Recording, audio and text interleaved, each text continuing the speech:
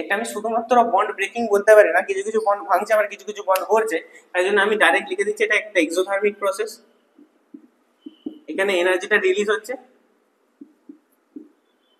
Energy মানে হিটটা release হচ্ছে, তাহলে এখানে যে ডেল এইচ এর ভ্যালুটা হয়ে যাবে নেগেটিভ ভ্যালু হয়ে যাবে। তাহলে এইখানে তোমরা পলিঅ্যাটমিক মলিকিউলসে যে বন্ড এনথালপিটা বার করবে সেটা কি করে বার করবে? এখানে তো অ্যাটমাইজেশন ডিসোসিয়েশনের কাজ কোনো লাগবে না। এইখানে তোমাদের যেই জিনিসটা কাজে লাগাতে হবে সেটা হয়ে যাবে মিন বন্ড এনথালপি। মিন বন্ড এনথালপি।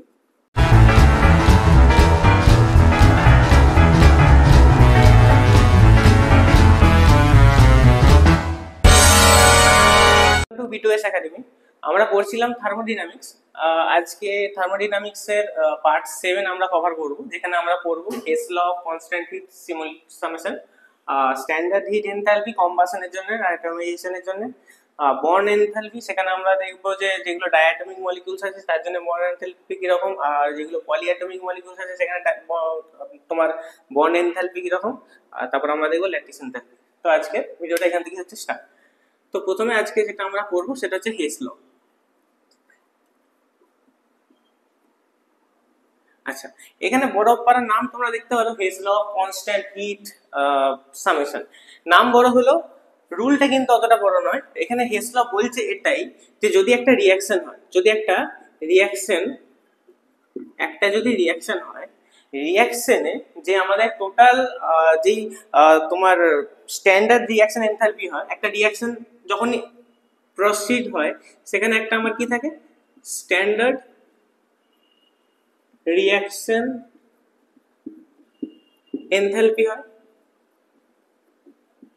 মানে কোনটা? আরে এটা একটা স্ট্যান্ডার্ড রিঅ্যাকশন এনথালপি হয়। এই যে স্ট্যান্ডার্ড রিঅ্যাকশন এনথালপিটা এইটাই তোমার সামেশন হয়ে যায় আলাদা আলাদা intermediate state.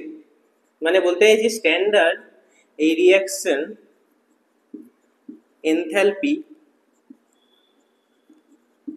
equals to sum of the standard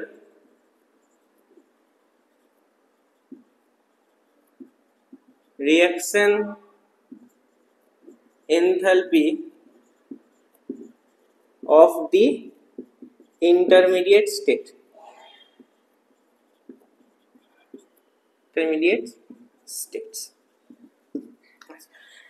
একটা গল্প হিসাবে এটাকে জাস্ট বুঝাচ্ছি। ধরো একটা রিঅ্যাকশন হচ্ছে, আমরা সবসময় জানি যে কোনো একটা যখন রিঅ্যাকশন হয়, কোনো একটা যখন রিঅ্যাকশন আমরা করি তো রিঅ্যাকশন থেকে আমরা কি পাই? প্রোডাক্ট পাই। রিঅ্যাকশন থেকে আমরা কি পাই? প্রোডাক্ট পাই। আচ্ছা, এবার ধরো রিঅ্যাকশনটাকে আমি ধরে নিলাম তুমি, আর প্রোডাক্টটাকে ধরে নিলাম ধরো স্কুল। ঠিক আছে, তার মানে তুমি ঘর থেকে বেরিয়ে স্কুল যাবে, মানে ঘর থেকে রিঅ্যাকশন করতে করতে যাবে, যে প্রোডাক্ট যখন হবে তখন তুমি স্কুলে পৌঁছে যাবে। তো বলতে চাইছি রিঅ্যাকশনটা, এই যে তোমরা ঘর থেকে বেরিয়ে স্কুল যাচ্ছ, এটা অনেকভাবে পসিবল হয়। তুমি ঘর থেকে বেরোলে, খাওয়া দাওয়া করলে, স্কুল চলে গেলে, একদম স্কুলে পৌঁছে গেলে, এটা হয়ে গেল একদম ফার্স্ট স্টেপ রিঅ্যাকশন, মানে একটা স্টেপই তোমার কমপ্লিট হয়ে গেল। বা তুমি এটাও করতে পারো যে তুমি বাড়ি থেকে বেরোলে স্কুল যাওয়ার জন্য, তোমার মনে পড়লো তোমার বন্ধু পাশেই থাকে, তো তোমার বন্ধুর বাড়ি গেলে বন্ধুকে ডাকলে, বন্ধুকে নিলে, তারপর গেলে ভাবলো কিছু খিদে পেয়েছে, দুজন মিলে কিছু খাওয়া দাওয়া করলে, তারপর আরো কোথাও কোথাও গেলে, অটো ধরলে, বাস ধরলে, তারপর যে স্কুলে পৌঁছালে। মানে বলতে এটাই চাইছি যে স্কুলে পৌঁছানোর আগে তুমি আলাদা আলাদা আলাদা জায়গায় এক্সিস্ট করেছো। ঠিক আছে, স্কুলে পৌঁছানোর আগে তুমি কি করছো? আলাদা আলাদা জায়গায় গেছো।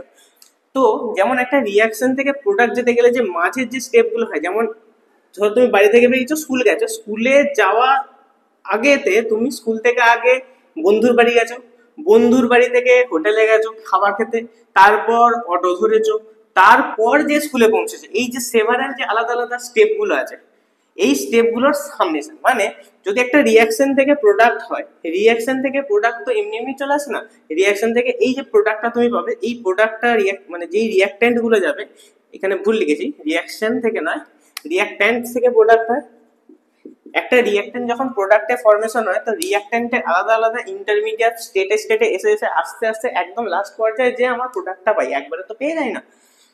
তো এই যে রিঅ্যাক্ট্যান্টের এনথালপি, স্ট্যান্ডার্ড রিঅ্যাকশন এনথালপি, এই যে রিঅ্যাকশনের এনথালপিটা হবে, টোটাল রিঅ্যাকশনের যে এনথালপিটা হবে, টোটাল রিয়াকশনের যে এনথালপিটা হবে সেটা কি হবে, আলাদা আলাদা আলাদা আলাদা যে ইন্টারমিডিয়েট স্টেট গুলো আছে বা ইন্টারমিডিয়েট যে পজিশনস গুলো আছে বা মলিকুলস গুলো আছে তাদের সবার স্ট্যান্ডার্ড রিয়াকশন এনথালপির সামেশন, মানে সব কটার প্লাস করলে যেটা হবে সেটাই হয়ে যাবে আমার টোটাল স্ট্যান্ডার্ড রিয়াকশন এনথালপি হয়ে যাবে। বোঝা গেল? তাহলে হেস ল কি বলছে যে একটা রিয়াকশন যখন একটা রিয়াক্টেন্ট থেকে একটা প্রোডাক্টে যায় তখন যে টোটাল রিয়াকশন এনথালপিটা সেটা আমরা কিভাবে ডিফাইন করতে পারি, যে আমরা যে আলাদা আলাদা ইন্টারমিডিয়েট স্টেট গুলো আছে তাদের সবার যদি স্ট্যান্ডার্ড রিয়াকশন এনথালপি গুলোকে আমরা প্লাস করে দিই, মানে সাম করে দিই, তাহলে আমরা পেয়ে যাবো কি টোটাল রিয়াকশন এনথালপি। এটাই আমাদের বলেছে হেস ল, এটাই হচ্ছে Hess law of constant heat summation. তাহলে এটা আমার ডান, এটা বোঝা গেল। আচ্ছা, নেক্সট টপিক। নেক্সট টপিক আছে তোমাদের স্ট্যান্ডার্ড এনথালপি অফ কম্বাশন আর অ্যাটমাইজেশন। দেখো, একটা কম্বাশন আর একটা অ্যাটমাইজেশন আমি দুটো পরপর বুঝিয়ে দেবো। প্রথমে যাচ্ছি standard enthalpy of combustion. Combustion মানে কি, কোনো কিছু জিনিসকে আগুন ধরিয়ে দেওয়া, পুড়িয়ে দেওয়া, পুড়ে যাওয়া মানে কম্বাশন। মানে এটা ধরো কাগজকে পুড়িয়ে দিলে তাহলে কাগজের কম্বাশন হলো, এরকম একটা ব্যাপার। কম্বাশন মানে আর কি পুড়ে যায়। তো কম্বাশন একটা জিনিস তুমি বলতে পারো যে কম্বাশন আলটিমেটলি আমাদের কি হয়, বন্ড ভাঙে। কম্বাশনে আলটিমেটলি আমাদের বন্ড ভাঙে। তো এইখানে স্ট্যান্ডার্ড এনথালপি অফ কম্বাশন মানে হচ্ছে একটা কম্বাশন যখন প্রসিড হয় তখন যে তার স্ট্যান্ডার্ড এনথালপিটা হবে সেটাই হয়ে যাবে স্ট্যান্ডার্ড এনথালপি অফ কম্বাশন। এটাকে আমরা ডিনোট কি করে করবো, সেম তুমি ডেল লিখবে, এখানে কম্বাশনের জায়গায় কম্বাশন লিখে দাও, এইচ মাথায় চাঁদ, ঠিক আছে? এই হয়ে গেল এর ডিনোশন। আচ্ছা, এবার ধরো আমি তোমাকে একটা এক্সাম্পল দিয়ে বোঝাই যে এটা কিভাবে কি হবে। আচ্ছা, কম্বাশন মানে তোমাকে কি বললাম, কম্বাশন মানে আমার কি হয়ে যাবে, বন্ড ভাঙবে না করবে। কম্বাশন মানে বন্ড আমার ব্রেক হবে, বন্ড ব্রেক হবে। বন্ড ব্রেক হওয়া মানে কি, বন্ড ব্রেক হওয়া মানে এনার্জি, বন্ড ব্রেক হওয়া মানে কি এনার্জি ঢুকবে না এনার্জি বেরোবে, বন্ড ব্রেক হওয়া মানে। তো এটা একটা এক্সোথার্মিক প্রসেস।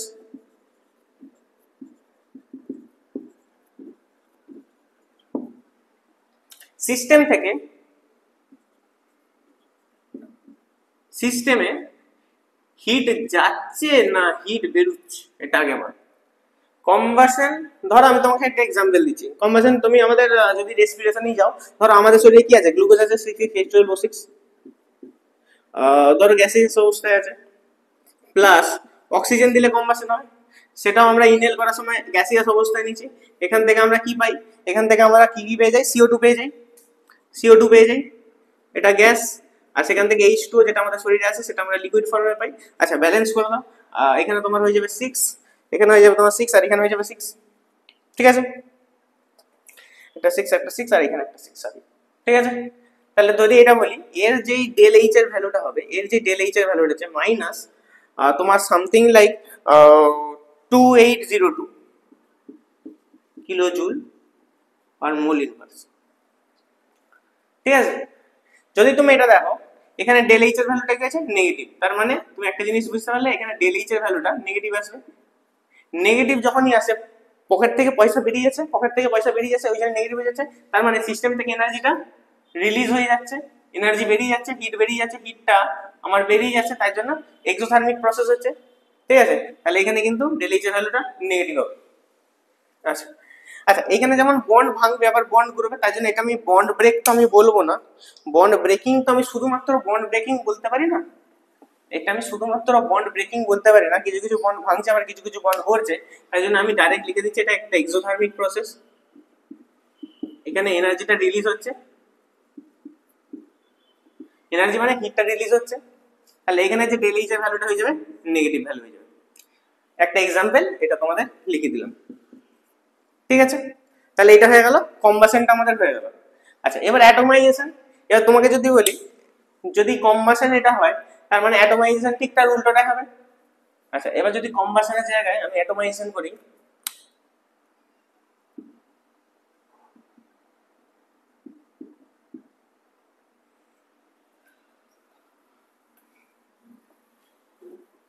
তাহলে জাস্ট ডিনোশনটা চেঞ্জ করে দাও, তাহলে এখানে কি হয়ে যাবে, ডেল অ্যাটোমাইজেশন,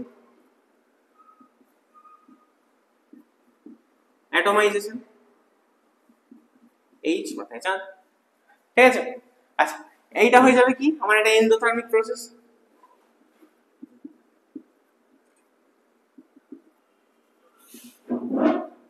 এটা আমার একটা এন্ডোথার্মিক প্রসেস, মানে সিস্টেম থেকে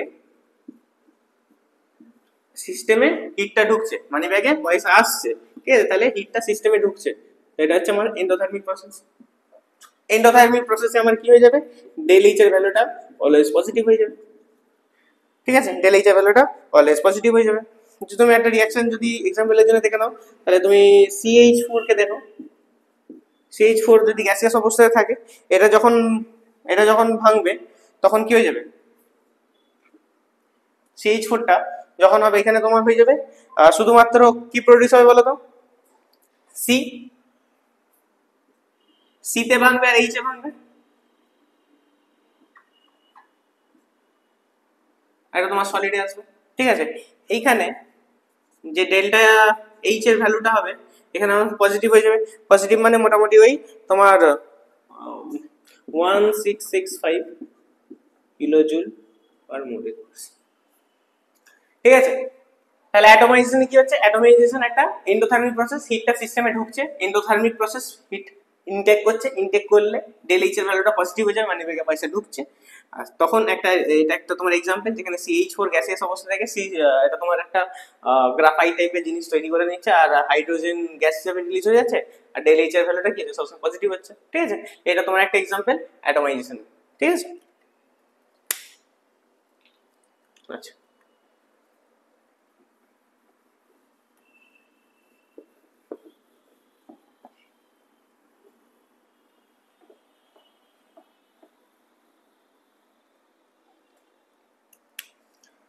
আচ্ছা নেক্সট আমাদের হচ্ছে বন্ড এনথালপি, এটা আমাদের নেক্সট আমাদের টপিক হচ্ছে বন্ড এনথালপি। আচ্ছা বন্ড এনথালপিটাকে আমরা কিভাবে ডিনোট করব, বন্ড এনথালপিটাকে কিভাবে ডিনোট করব, দেখো এনথালপি অফ কম্বাসন আর অ্যাটোমাইজেশন একটা জিনিস আমি বলতে ভুলে গেছি, এখানে আমি জাস্ট একটুখানি লিখে দিচ্ছি, কম্বাসন যখন হলো আর অ্যাটোমাইজেশন যখন হচ্ছে, এটা জাস্ট আমি একটু মিস করে গেছি, এখন বন্ড এনথালপি পড়াতে যে হঠাৎ করে মনে পড়লো, একটা জিনিস কিন্তু সবসময় তোমাদেরকে মনে রাখতে, কম্বাসনেও যা হবে তোমার 1 মোল সাবস্টেন্সকে নিয়ে হবে, যা হবে দুটোতেই সব জায়গায় স্ট্যান্ডার্ড মানে স্ট্যান্ডার্ড মানেই হচ্ছে তোমার 1 মোল জিনিসকে নিয়ে হবে, ঠিক আছে। তাহলে এখানেও তোমার হয়ে যাবে 1 মোল সাবস্টেন্সকে নিয়ে, আচ্ছা 1 মোল সাবস্টেন্স নিয়ে, এবার 1 মোল সাবস্টেন্স যখন তুমি কম্বাসন করছো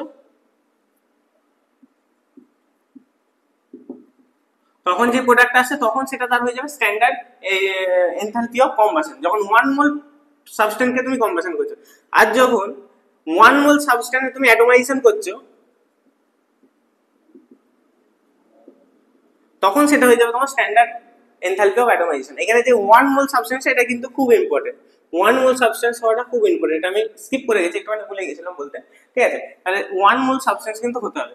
আচ্ছা এবার আমরা দেখবো বন্ড এনথালপি, কম্বাসন আর অ্যাটোমাইজেশন ওই দুটো জিনিস একটু অ্যাড করে নিলাম। আচ্ছা বন্ড এনথালপি, বন্ড এনথালপি হচ্ছে, বন্ড এনথালপি আমরা কি করে বুঝবো, বন্ড এনথালপিও সেম জিনিস, বন্ড এনথালপি হচ্ছে একটা বন্ড, ধরো কোন একটা বন্ড আছে, ধরো একটা হাইড্রোজেনের সাথে একটা হাইড্রোজেন বন্ড আছে, বা একটা সি এর সাথে এইচ বন্ড আছে, বন্ড এনথালপি হচ্ছে এই যে বন্ডটা এটাকে ভাঙা না গড়া, বন্ড এনথালপিটা ভাঙা না গড়া, বন্ড এনথালপি মানে হচ্ছে বন্ডকে একটা অ্যাটম আর একটা অ্যাটমের মধ্যে বন্ডটা তৈরি হতে যেই এনথালপিটা লাগে সেটাই হচ্ছে তার বন্ড এনথালপি, বা তুমি বলতে পারো তাহলে বন্ড এনথালপি হচ্ছে যে তোমার একটা অ্যাটম, এই একটা অ্যাটম আছে, এই একটা অ্যাটম আছে, এই দুটো অ্যাটমের মধ্যে বন্ডটাকে ভাঙতে দুটোর মধ্যে বন্ডটা ভাঙতে মানে ডিসোসিয়েট করতে, ঠিক আছে। এই বন্ডটা আর এই বন্ডটা, এই দুটো বন্ডকে যদি ডিসোসিয়েট করা হয় মানে ভেঙে দেওয়া হয়, তার জন্য যতটা আমাদের এনার্জি লাগবে সেটা হচ্ছে তার বন্ড এনথালপি, ঠিক আছে। মানে একটা বন্ড আর একটা বন্ড, মানে এই একটা তোমার অ্যাটম আছে আর একটা অ্যাটম আছে, এই দুটো অ্যাটমের মধ্যে যে বন্ডটা আছে এই বন্ডটাকে যদি আমি মাঝখান থেকে ভাঙতে যাই তো আমাকে এনার্জি যতটা দিতে হবে, কারণ একটা যখন বন্ড ভাঙে তখন সেখানে আমাকে এনার্জি দিতে হয়। বন্ড যখনই ভাঙছে, ধরো দুজনে মিলে বন্ড করে আছে, ধরো একটা হাইড্রোজেনের সাথে ভালো করে বন্ড করেছে, তার মানে এরা দুজন স্টেবল অবস্থায় আছে। এবার ওদিকে স্টেবল থেকে আমাকে আনস্টেবল করতে হবে, এরা তো ইচ্ছা করে নিজেরা আনস্টেবল হতে চাইবে না, যখনই এদেরকে আনস্টেবল করতে হবে তখনই আমাদেরকে এনার্জি দিতে হবে, এনার্জি তখনই দিতে হবে তখন আমাকে এনার্জি দিতে হচ্ছে। আর এনার্জি, যতটা এনার্জি দিলে এই বন্ডটা ভাঙবে বা যতটা এনার্জি দিলে এই বন্ডটা আবার রিক্রিয়েশন হবে, সেটাই হয়ে যাবে তার বন্ড এনথালপি, ঠিক আছে। তাহলে বন্ড এনথালপি আমরা বলতে পারি এটাই যে bond enthalpy is equals to enthalpy of atomization, আর যেটা অ্যাটমাইজেশন হবে সেটাই হয়ে যাবে enthalpy of dissociation।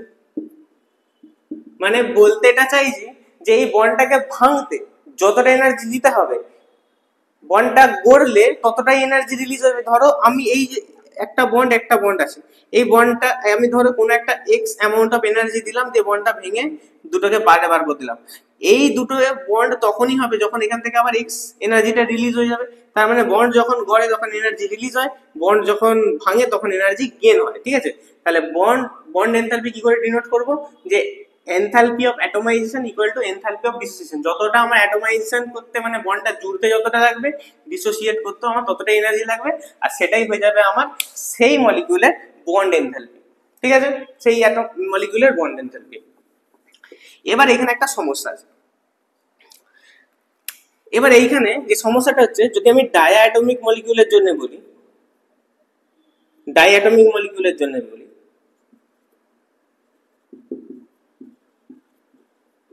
যদি আমি বলি ডাইঅ্যাটমিক মলিকিউল মানে ধরো এইচ এর সাথে এইচ আছে, সিএল এর সাথে সিএল আছে, এইরকম টাইপের যেগুলো তোমার ডাইঅ্যাটমিক, দুটো অ্যাটম দিয়ে তৈরি, ঠিক আছে। যদি ডাইঅ্যাটমিক মলিকিউলের জন্য বলি তাহলে তো তোমার নর্মাল একদম সিম্পল, যে energy of atomisation equal to energy of dissociation. মানে এই এনার্জিটা যতটা একে ভাঙতে দিতে লাগে ততটাই এই বন্ধুটা হলে আবার ততটাই এনার্জি রিলিজ হয়ে যাবে। তাহলে এইখানের জন্য তো এই জিনিসটা পুরোপুরি স্যাটিসফাই করছে, ঠিক আছে, এইখানের জন্য এই জিনিসটা পুরোপুরি স্যাটিসফাই করছে। কিন্তু যখন হয়ে যাবে তোমার পলিঅ্যাটমিক মলিকিউল, যখন হয়ে যাবে তোমার কি পলিঅ্যাটমিক মলিকিউলের জন্য দেখো, যদি আমার হয়ে যায় পলিঅ্যাটমিক মলিকিউল,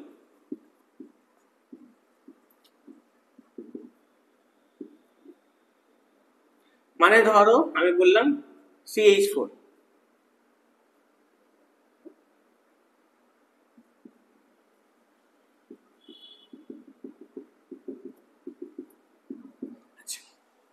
এবার ধরো আমি পলিঅ্যাটমিক মলিকিউল বললাম, মানে সেন্টার অ্যাটম আছে আর এর সাথে আরো চারটে হাইড্রোজেন লেগে আছে, এগুলো ডায়াটমিক ছিল, এটা পলিঅ্যাটমিক। আচ্ছা, এবার এইখানে কি প্রবলেম, তুমি বলবে যে স্যার সবই তো সি এর সাথে এইচ আছে, এটাও সি এর সাথে এইচ আছে, এটাও সি এর সাথে এইচ আছে, এটাও সি এর সাথে এইচ আছে, তার মানে এইটাকে ভাঙতেও যত এনার্জি লাগবে, এটাকেও ভাঙতেও তত এনার্জি লাগবে, এটাকেও ভাঙতে তত এনার্জি লাগবে, এটাকে ভাঙতেও তত এনার্জি লাগবে। কিন্তু ভুলটা ওখানেই হয়ে যাবে, এইটা এরকম করে কিন্তু সলভ করা যাবে না। তোমাকে একটা কনসেপ্ট বুঝতে হবে, ধরে নাও এই যে মাঝখানে কার্বনটা আছো এটা তুমি, ঠিক আছে, এই মাঝখানে কার্বনটা তুমি। এবার এই চারটে হাইড্রোজেন যেটা আছে তোমাদের বন্ধু, একদম যেগুলো তোমরা বলো না একদম ক্লোজেস্ট ফ্রেন্ড, জিগরি দোস্ত যেগুলোকে বলে, তো চারটে জিগরি দোস্ত তোমার সাথে আছে। এবার তোমার মাথায় হঠাৎ করে প্ল্যান এলো যে একটু ঘুরতে টুরতে যাব, তো সবাইকে মানাতে হবে, গল্প বলে বলেছি, ধরো তোমার মাথায় প্ল্যান এলো যে একটু ঘুরতে যাব, সবাইকে একটু মানাতে হবে। সবাইকে মানাতে হবে মানে চারজনকে মানাতে হবে। আচ্ছা, এবার সব থেকে দেখবে তোমাদের কাছে সব থেকে টাফেস্ট কাজ হয় প্রথম যে আছে তাকে মানানো। প্রথম জন যদি মেনে যায়, সেকেন্ড জনকে তুমি কি বলবে যে দেখ না ও তো মেনে গেছে, তুইও মান না, যাচ্ছি তো। যখন দুজন মেনে গেল তখন 3 নম্বর জনকে মানানো আরো ইজি হয়ে যাবে, দুজন যাচ্ছে তুই যাবি কিনা বল, চ ভালো লাগছে না, এরকম করে বলবে। 3 নম্বর জন যখন মেনে গেল, লাস্ট জন হ্যাঁ বলুক না বলুক তোমরা টেনে ধরে নিয়ে যাও, তাই তো, এরকমই ব্যবস্থা করা। তাই জন্য যে পলিঅ্যাটমিক মলিকিউল হয় প্রথম হাইড্রোজেন যেটা বেরোয় সেটাকে ভাঙা সব থেকে বেশি টাফ হয়।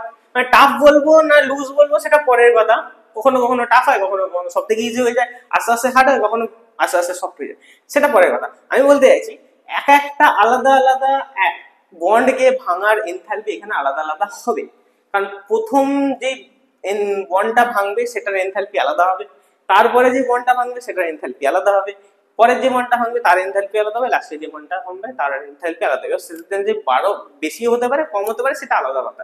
মানে বলতে চাইছি তুমি যখন প্রথম বন্ধুকে বানাতে হবে তোমাকে কম ফোর্সও লাগাতে হতে পারে, বেশি ফোর্সও লাগাতে হতে পারে, ঠিক আছে? জাস্ট তোমাদের গল্পের ছলে বললাম, ঠিক আছে? তাহলে এইখানে তোমরা পলিঅ্যাটমিক মলিকিউলসে যে বন্ড এনথালপিটা বার করবে সেটা কি করে বার করবে? এখানে তো অ্যাটমাইজেশন ডিসোসিয়েশনের কাজ কোনো লাগবে না।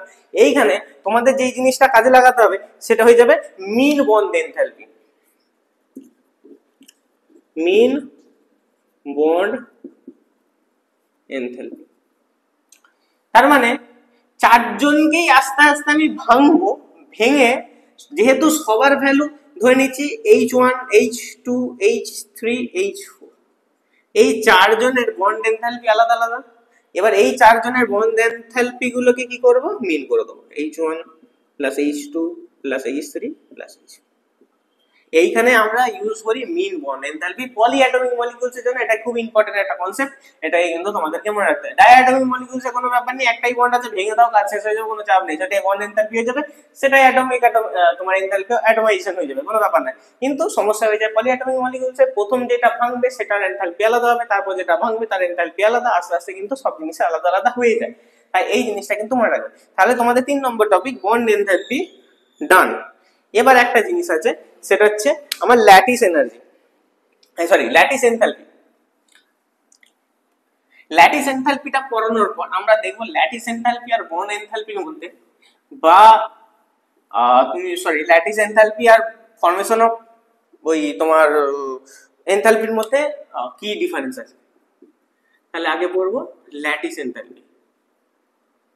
ল্যাটিস এনথালপি অনেকটা একই টাইপের জিনিস। এনথালপি মানেই তোমাকে, বন্ড এনথালপি কি ছিল? একটা মলিকিউল আছে, মলিকিউলের মাঝখানে ভেঙে দাও, বন্ডটাকে ভাঙতে যতটা লাগবে সেটাই হয়ে যাবে তার বন্ড এনথালপি। খুব ইজি জিনিস। আচ্ছা, এবার হচ্ছে তোমার যখন ল্যাটিস এনথালপির কথা আসবে, এখানেও তোমার সেম, এখানেও তোমার যে কতটা এনথালপি চেঞ্জ হচ্ছে, প্রত্যেকটা জিনিসে এনথালপি চেঞ্জই হবে। ওইখানে এনথালপি চেঞ্জটা কিভাবে হয়েছিল, যে একটা বন্ড ভাঙলে কতটা এনার্জি গেল বা কতটা এনার্জি এলো, সেটা সরি এনার্জি গেল না, বন্ড যখনই ভাঙবে এনার্জি দিতেই হয়, ঠিক আছে? কতটা এনার্জি দিতে হলো। আর এইখানে ল্যাটিস এনথালপিতে তোমার এনথালপি চেঞ্জ হবে, কিন্তু এইখানে একটা জিনিস মনে রাখতে হবে যে শুধুমাত্র আয়নিক কম্পাউন্ডস এর জন্য হয়, ঠিক আছে?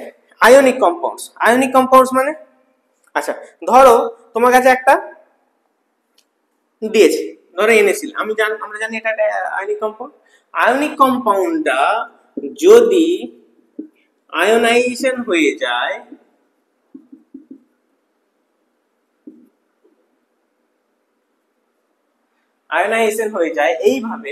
এইভাবে যদি একে আয়োনাইজেশন করে দিই, এই যে এরকম ভাবে আয়োনাইজেশনটা করলাম NaCl টাকে Na+ গ্যাসিয়াস অবস্থায়, Cl- গ্যাসিয়াস অবস্থায়, in gaseous state. Ionic compounds enthalpy change, ionic compounds কোন স্টেট? ইন গ্যাসিয়াস স্টেট, ঠিক আছে? ইন গ্যাসিয়াস স্টেট, এটা কিন্তু মাস্ট গ্যাসিয়াস স্টেট হতেই হবে, ঠিক আছে? Enthalpy change of ionic compounds in their gaseous state, মানে এই যে একটা আয়নিক কম্পাউন্ড ধরে এটা সলিডে আছে, সলিড থেকে এগুলোকে আমি আয়নাইজড করব, কিন্তু গ্যাসিয়াস স্টেটে আমি এগুলোকে আয়নাইজড করব, তবে সেটা হয়ে যাবে কি আমার ডেল অফ ল্যাটিস H, ঠিক আছে? Del of H। তাহলে এটা হয়ে যাবে তোমার ল্যাটিস এনথালপি। তাহলে ল্যাটিস এনথালপি কি হলো, যে এনথালপি চেঞ্জ কার? শুধুমাত্র আয়নিক কম্পাউন্ডস, আয়নিক কম্পাউন্ডস গুলোকে আয়োনাইজেশন করতে হবে, Na+Cl- এই ভাঙতে হবে, আর সবথেকে ইম্পর্টেন্ট গ্যাসিয়াস অবস্থায় করতে হবে, ঠিক আছে? তবে সেটা হয়ে যাবে ডেল ল্যাটিস তোমার ল্যাটিস এনথালপি, ঠিক আছে? তাহলে এই হয়ে গেল তোমার ল্যাটিস এনথালপি। এবার এখানে একটা ইম্পর্টেন্ট টপিক হয় যে ল্যাটিস এনথালপি আর তোমার বন্ড ফরমেশন এনথালপির মধ্যে কি ডিফারেন্স আছে। এখানে একটা টপিক আছে যে lattice enthalpy versus enthalpy of formation.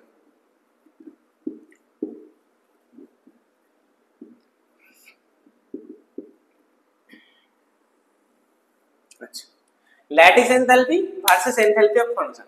প্রথমে যদি আমি ল্যাটিসের কথা বলি, প্রথমে কথা বলছি ল্যাটিসের, তাহলে এই মাত্র আমরা ডিসকাস করলাম কি যে NaCl কে ভাঙবো, Na প্লাস হবে, Cl মাইনাস হবে, অবশ্যই গ্যাসিয়াস স্টেটে হবে। এইটা হয়ে যাবে তখন lattice enthalpy, del of lattice H মাথায় চাঁদ। ঠিক আছে, এই হয়ে গেল। আচ্ছা, এইখানে যে ডেল্টা এইচ এর ভ্যালুটা হবে পজিটিভ হবে কি নেগেটিভ হবে, এখানে আমরা অবশ্যই বন্ড ভাঙছি মানে এনার্জি দিচ্ছি মানে মানি ব্যাগে পয়সা ঢোকাচ্ছি, তাহলে ডেল এইচ এর ভ্যালুটা অবশ্যই পজিটিভ হবে। ডেল এইচ এর ভ্যালুটা অবশ্যই পজিটিভ হবে। আচ্ছা, পজিটিভ হয়ে গেল। আচ্ছা, এবার যদি আমি বলি enthalpy of formation, enthalpy of ফরমেশনের যদি কথায় আসি, আচ্ছা এনথালপি অফ ফরমেশনের যদি কথা আছে, তাহলে আমরা কি শিখেছিলাম যে NaCl কি যদি ভাঙি, মনে আছে আগে কয়েকটা ভিডিওতে আমি যখন এনথালপি অফ ফরমেশন করেছিলাম আমি তোমাকে বলেছিলাম যে এনথালপি অফ ফরমেশন যে স্ট্যান্ডার্ড এনথালপি অফ ফরমেশন হবে সেটা সবসময় একটা কম্পাউন্ড তৈরি হবে, একটা কম্পাউন্ড যেটা তৈরি হবে, একটা কম্পাউন্ড যেটা তৈরি হবে সেটা তোমার কি থেকে তৈরি হবে, একটা কম্পাউন্ড যেটা তৈরি হবে তাদের স্ট্যান্ডার্ড মানে সেই কম্পাউন্ড গুলো, এই দেখো Na আছে আর Cl আছে, মানে Na টা দেখতে হবে, Na যতক্ষণ সিঙ্গেল থাকবে সিঙ্গেল Na কোন স্টেটে স্টেবল, যেটা আমরা জানি Na solid stable, plus Cl টা কিসে স্টেবল, Cl2 তে স্টেবল, এটা হাফ করে দিলাম, এটা তো আমার গ্যাসে থাকে নরমালি। তাহলে এই দুটো থেকে বা তুমি এটাকে ঘুরিয়ে দিয়ে দাও, এই দুটো থেকে যখন NaCl তৈরি হবে এটাকে তুমি ঘুরিয়ে দাও।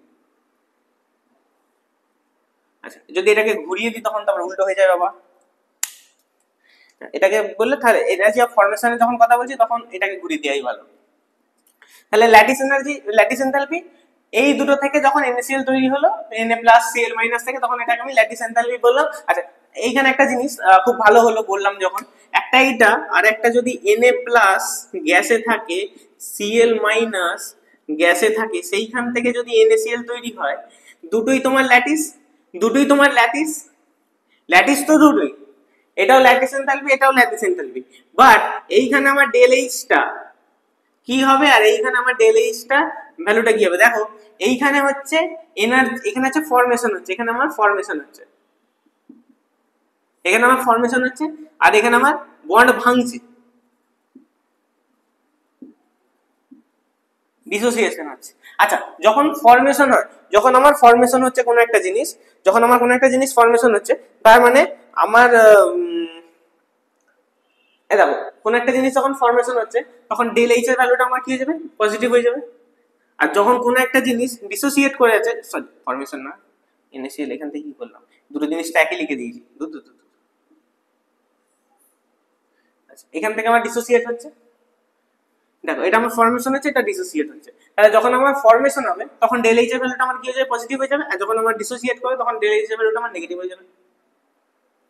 ঠিক আছে, কারণ যখন একটা স্টেবল স্টেটে আছে, স্টেবল স্টেট থেকে এই যখন আমি এটাকে ভেঙে দিচ্ছি তখন ডেল এইচ এর ভ্যালুটা আমার অবশ্যই নেগেটিভ হয়ে যাবে।